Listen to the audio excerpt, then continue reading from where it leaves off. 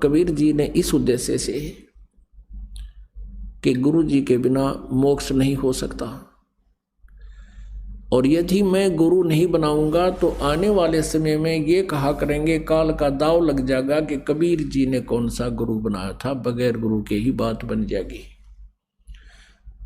और काल फिर मेरी आत्माओं को धोखा दे देगा। इसलिए उस परमेश्वर ने अब वो ऋषि किसी के ज्ञान न तो सुने को नहीं, कौन? स्वामी रामानंद जी ब्राह्मण पंडित। परमात्मा ने उसको ज्ञान सुनाने का कौन सा तरीका अपनाया? एक 2.5 वर्ष के बालक का रूप धारण किया। जब परमात्मा 5 वर्ष के थे कि लीला में शरीर कर रहे थे 5 वर्ष के, उस समय 2.5 वर्ष के बच्चे का रूप धारण किया और पंचगंगा घाट के ऊपर काशी में, जहाँ रामानंद जी स्नान करने के लिए जाया करते थे, वहाँ एक घाट बना हुआ था पक्की पौड़ियों का। उन पौड़ियों पर जाकर कबीर परमेश्वर जी 2.5 वर्ष के बच्चे के रूप में लेट गए। स्वामी रामानंद जी सुबह सुबह जाया करते थे ब्रह्म मुहूर्त में, गर्मियों के दिन थे। जो ही वो नीचे पैड़ियों से उतर रहे थे, परमात्मा कबीर जी 2.5 वर्ष के बालक का रूप धारण करके लेटे हुए थे। स्वामी रामानंद जी की खड़ाऊं सिर में लगी, काठ की खड़ाऊं पहना करते थे। खड़ाऊं लगते ही परमात्मा ने रोना शुरू किया, जैसे बालक चिल्लाते हैं। रामानंद जी एकदम बहुत तेजी से झुके। अब किसी बच्चे का चोट लगी, क्यों? दया होती है संत में, चाहे वो किसी का भी साधक है, अगर वो संत लक्षण है उसमें तो उसमें दया अवश्य होती है। एकदम नीचे झुके थे। गले में एक कंठी होती है, एक मनिए की, तुलसी के लकड़ी का एक ही मन का होता है। वो रामानंद जी अपने गले में डाले रखा करते थे और अन्य जो शिष्य बनाते थे उनके भी एक वही माला देते थे, कंठी बोलते उसको, एक मन के की। और वो प्रतीक होता था कि ये वैष्णव परंपरा से रामानंद जी का शिष्य वैष्णव साधु के प्रतीक होती थी, और एक तिलक लगाते थे ऐसे। रामानंद जी जैसे झुके, उनके गले की वह कंठी निकल के कबीर परमेश्वर के गले में डल गई। रामानंद जी ने कहा कि बेटा राम राम बोल, राम राम बोल। सिर पे हाथ रखा छोटे बच्चे के, रो ना बेटा, बैठ जाए यहाँ। परमात्मा चुप हो गए, उन्हें तो लीला करनी थी ये। और कहा बेटा, रामानंद जी कहने लगे कि बेटा तू यहाँ बैठा रहे, मैं स्नान कर लेता हूँ, आश्रम में ले चलूँगा और दिन में जिसका भी होगा पता करके तुझे भिजवा दूंगा, डरना मत। रामानंद जी स्नान करने लगे। परमात्मा वहाँ से अंतर ध्यान हो गए, उनका काम पूरा हो लिया था। अंतर ध्यान होकर के अपने मुंह बोले माता पिता नीरू नीमा की झोंपड़ी में आकर सो गए। कुछ दिन के बाद परमात्मा ने क्या किया, एक रामानंद जी का शिष्य विवेकानंद, अब रामानंद जी ने 1400 ऋषि बना रखे थे, 1400 चेले थे ऋषि, जो प्रचार करते थे रामानंद जी किसे ग्रहण ज्ञान का। और रामानंद जी सुप्रसिद्ध थे कि ये वेदों और गीता और पुराणों के मर्मज्ञ ज्ञाता है। विवेकानंद जी जो महर्षि रामानंद जी के शिष्य थे, विष्णु जी के उपासक थे, विष्णु पुराण के अंदर सुना रहे थे विष्णु जी सर्वेश्वर हैं, महेश्वर हैं और ये सब के मालिक हैं, ये सब सृष्टि रचनहार हैं। यही 3 रूप धारण करके सृष्टि स्थिति और संहार का कार्य करते हैं। ये स्वयं अजन्मा है, इनके कोई माता पिता नहीं है। अब उधर से परमात्मा कबीर जी जैसे ये वैष्णव तिलक लगाते हैं, ऐसा लंबा तिलक नाक का ऊपर कर माथे ते चंदन का सफेद तिलक ला रखा, और परमात्मा छेड़छाड़ करे बिना रहा नहीं करते, क्योंकि वो तो आए इस उद्देश्य थे। तो जब स्वामी जी ने, विवेकानंद जी ने अपना भाषण पूरा कर लिया, सत्संग पूरा कर लिया, जब कबीर जी खड़े हो गए और करबद्ध होकर कहने लगे कि स्वामी जी एक शंका है मेरे मन में, उसका समाधान चाहता हूँ। विवेकानंद जी ने सोचा ये कोई वैष्णव भगत है, पूरा तिलक ला रहा है, होगा बच्चे का कोई शंका, जा बता देता हूँ। 5 वर्ष की आयु थी जब। परमात्मा ने पूछा कि कौन ब्रह्मा की पिता है, कौन विष्णु की माँ, शंकर का दादा कौन है, हमको देवो बता। अब इस बात के ऊपर समस्या पैदा होगी। कहने लगे भाई ऐसा कुछ नहीं है, इनके कोई माता पिता नहीं है, ये तो अजर व अमर है, सर्वेश्वर है, स्वयंभू है, फलाना है।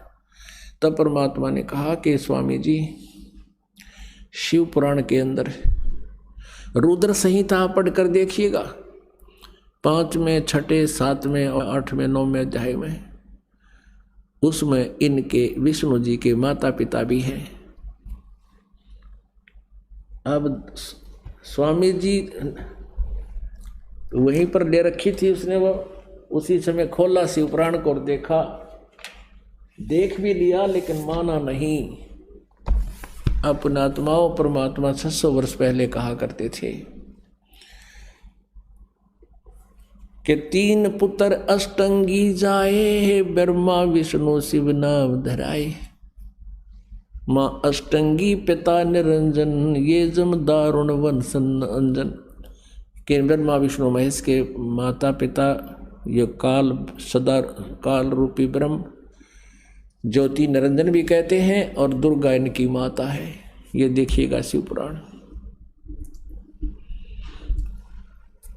संक्षिप्त शिव पुराण, सचित्र मोटा टाइप, केवल हिंदी। गीता प्रेस गोरखपुर से प्रकाशित है। इसके संपादक कौन है? ये सारा विवरण इसलिए दिया जाता है कि किसी का शंका ना हो जाए कि कौन सी शिव पुराण है, कहाँ से आ रही है। संपादक हनुमान प्रसाद पोदार और प्रकाशक में मुद्रक हैं गीता प्रेस गोरखपुर, गोविंद भवन कार्यालय कोलकाता का संस्थान। अब देखिएगा ये रुद्र संहिता अध्याय नंबर 5 हम नीचे देखेंगे, पृष्ठ नंबर 98 से, यहाँ से आ जाइए। 5वां अध्याय। अपने पुत्र नारद की यह बात सुनकर लोक पितामह ब्रह्मा वहाँ इस प्रकार बोले। ये 6ठा यहाँ प्रारंभ हो गया, 6ठे हम पढ़ेंगे। ब्रह्मा जी ने कहा, ब्रह्मन, ये 99 पृष्ठ पे,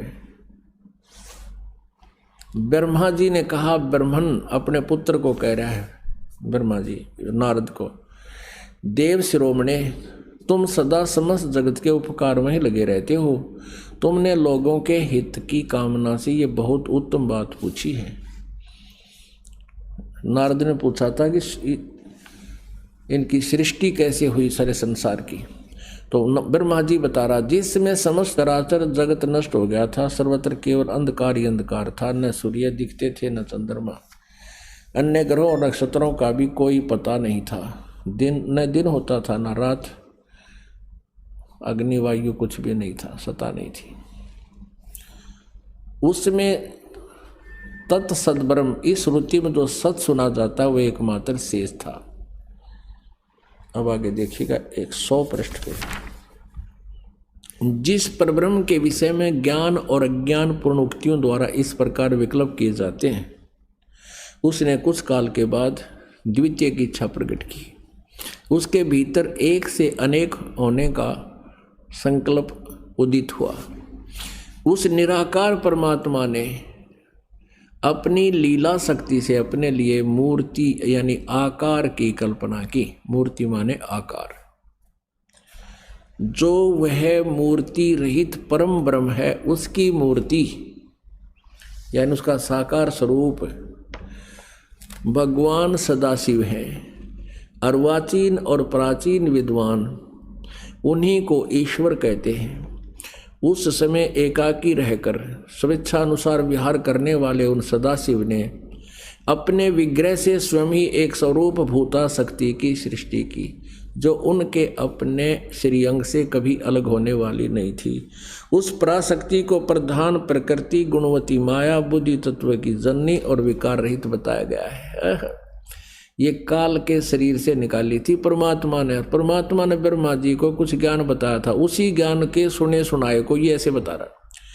वह शक्ति अंबिका कही गई है। उसी को प्रकृति सर्वेश्वरी त्रिदेव जननी नित्य और मूल कारण भी कहते हैं। ओहे त्रिदेव जननी ब्रह्मा विष्णु महेश की माता, सदाशिव द्वारा प्रकट की गई उस शक्ति के 8 भुजाएं हैं। ये दुर्गा है, स्पष्ट हुई। इसको प्रकृति भी कहते हैं, ये भी ध्यान रखना है। ये आपके गीता जी में काम आओगा, जो ब्रह्मा विष्णु महेश की उत्पत्ति कोड वर्डों में लिखी हुई आपको दिखाएंगे। नाना प्रकार के आभूषण उसके श्री अंग की शोभा बढ़ाते हैं। दुर्गा की महिमा है, वह देवी नाना प्रकार की गतियों से संपन्न और अनेक प्रकार के अस्त्र शस्त्र धारण करती है। एकाकिनी होकर भी वह माया संयोग वसात अनेक हो जाती है। यानी इसने ही 3 रूप बनाए थे, श्यावत्री, लक्ष्मी और पार्वती के, और एक एक पुत्र से उनका ब्याह कर दिया था। ये भी स्पष्ट है इसमें। एकाकिनी होकर भी वह माया संयोग वसात अनेक हो जाती है। वे जो सदाशिव हैं, इस काल के बारे में कहा है, उन्हें परम पुरुष, ईश्वर, शिव शंभु और महेश्वर कहते हैं। यहाँ देखना है, ये 101 पृष्ठ पर आगे हम कुछ रुद्र संहिता का। अब वे अपने सारे अंगों में भस्म रमाए रहते हैं। दुर्गा की तो जानकारी पूरी हुई। अब इस काल रूपी ब्रह्म, इस ज्योति निरंजन काल की महिमा है। वे अपने सारे अंगों में भस्म रमाए रहते हैं। उन काल रूपी ब्रह्म ने, इसको ब्रह्म कहो, काल कहो, काल रूप ब्रह्म कहो, सदाशिव कहो। ये काल जो है अपने पुत्र, कभी शिव रूप में आ जाता है, कभी ब्रह्मा रूप में, विष्णु जी के रूप में। तो उन काल रूपी ब्रह्म ने एक ही समय शक्ति के साथ, नाथ ने शिवलोक नामक अक्षेत्र का निर्माण किया था। उस उत्तम अक्षेत्र को काशी कहते हैं।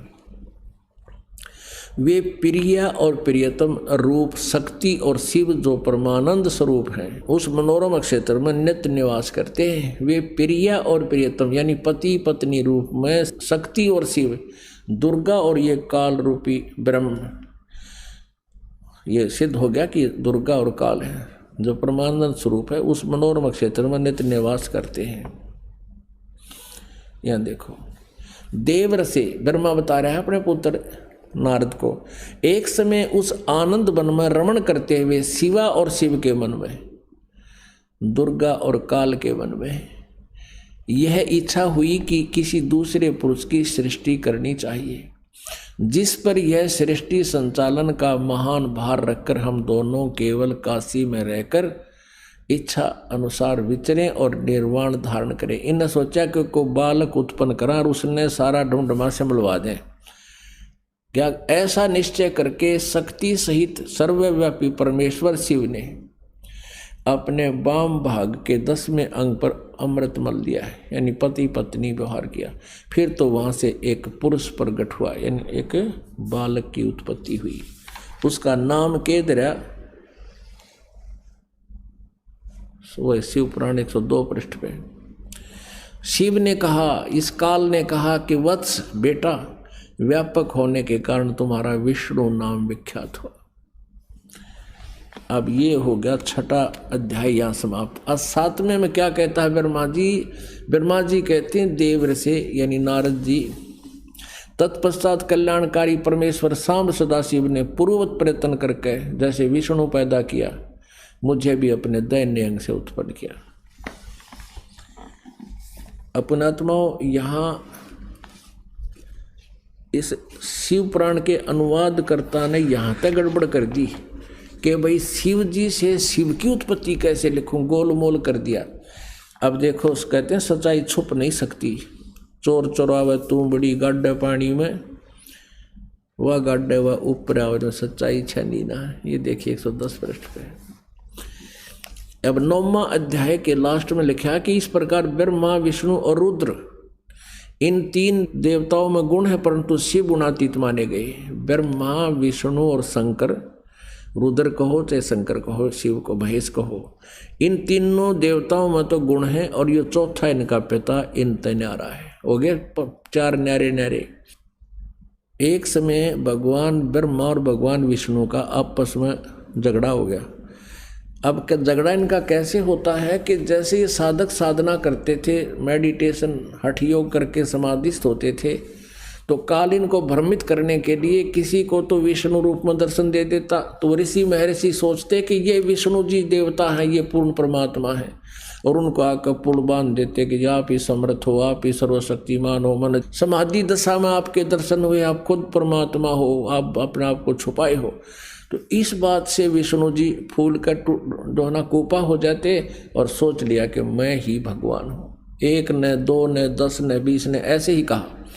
फिर किसी को ये जैसे समाधिस्थ हो रहे, किसी को ब्रह्मा के रूप में दर्शन दे देता है, और वो जो थोड़ी बहुत मांगे कुछ सिद्धि विद्धि उन्हें देख अंतर्ध्यान हो जाता समाधि दशा में।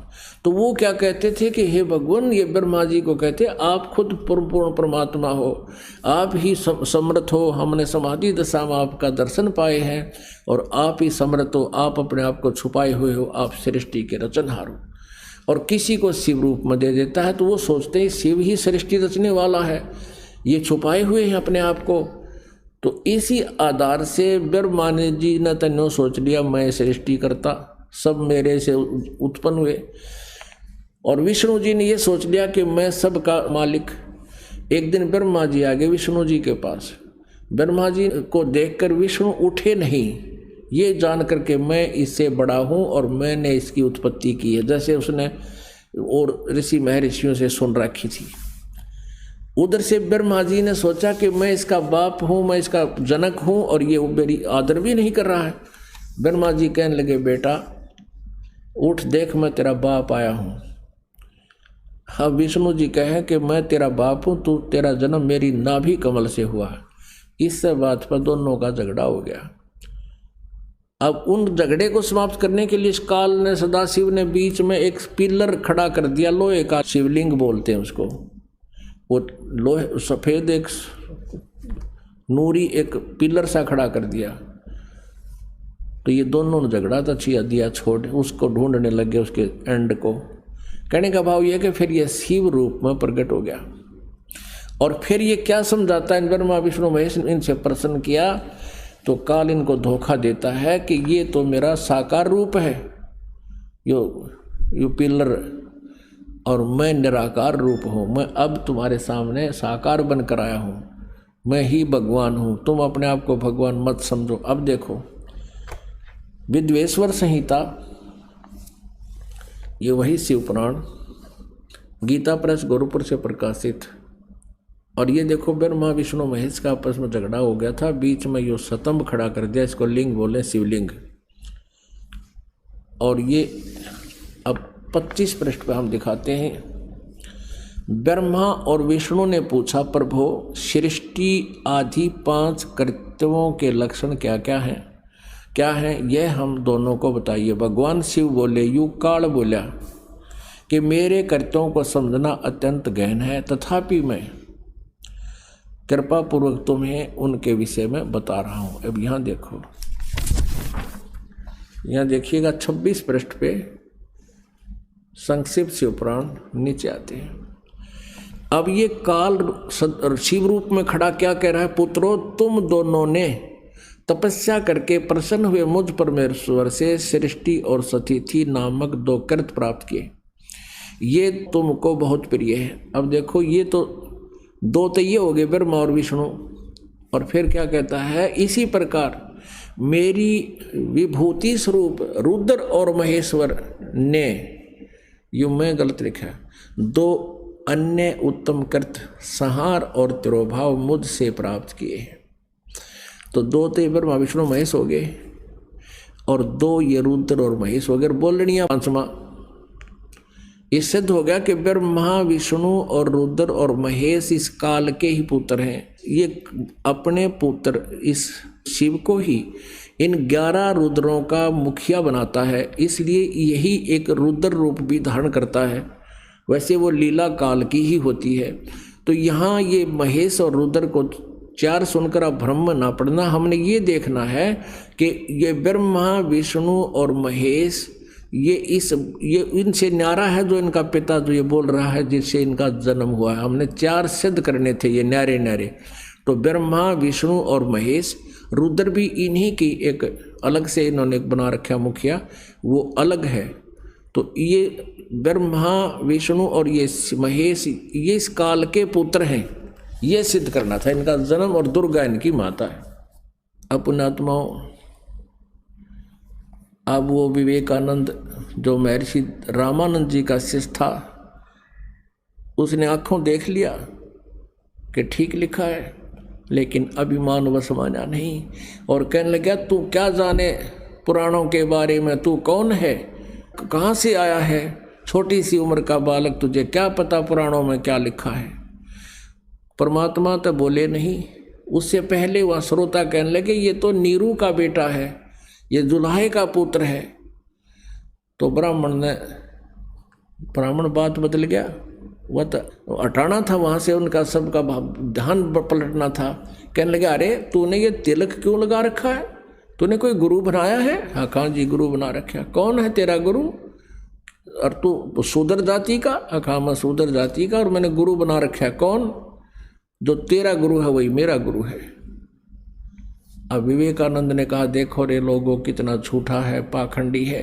ये धानक जुलाहा शूद्र वर्ण में, और मेरे गुरुदेव स्वामी रामानंद जी पंडित श्री 1008, ये तो शूद्रों के दर्शन भी नहीं करते, वो तो अच्छे पल्ला करके बात करते हैं।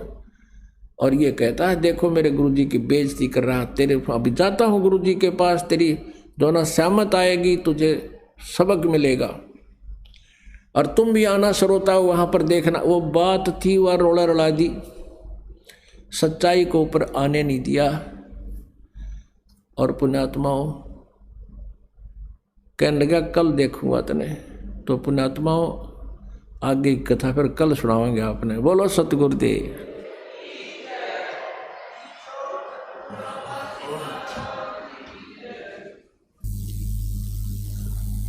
ये 5 दिवसीय सत्संग समारोह परमेश्वर कबीर बंदी छोड़ जी की उस याद में मनाया जा रहा है कि वो परमात्मा ज्येष्ठ सुदी पूर्णमासी को अपने उस सुख में सथल को छोड़कर उस सुख सागर को त्याग कर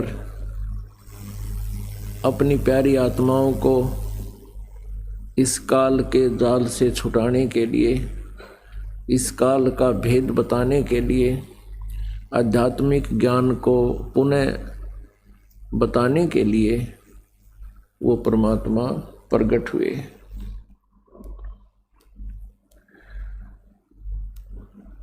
उस परमेश्वर ने हम भोली आत्माओं पर, अज्ञानी आत्माओं पर रहम आया, क्योंकि हमने एक ऐसी गलती की थी जो क्षमा योग्य नहीं थी। हम सतलोक में रहा करते थे और वहाँ कोई दुख नहीं था, मृत्यु नहीं थी। हमारा परिवार था, हमारा नूर का शरीर था। शुक्रम अकायम ऐसनाविरम, माता पिता के यहाँ जो योग है शुक्र यानी 5 तत्वों से बना हुआ शरीर नहीं था हमारा। नाड़ी आदि के योग से वो जंतर नहीं था। परमात्मा का भी नूरी शरीर है, उनका भी शरीर ऐसनाविरम शुक्रम अकायम, वह हमारा नूर का शरीर था। उसमें वृद्ध अवस्था नहीं होती, युवा शरीर बना रहता है, किसी प्रकार का कोई रोग कष्ट नहीं है। उसको अनाम्य शरीर बोलते हैं, निरोग रोग रहित।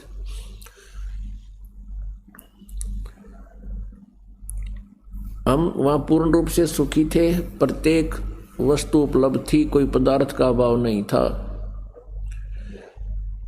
हमारे को एक मस्ती छागी। उस समय ये काल भगवान,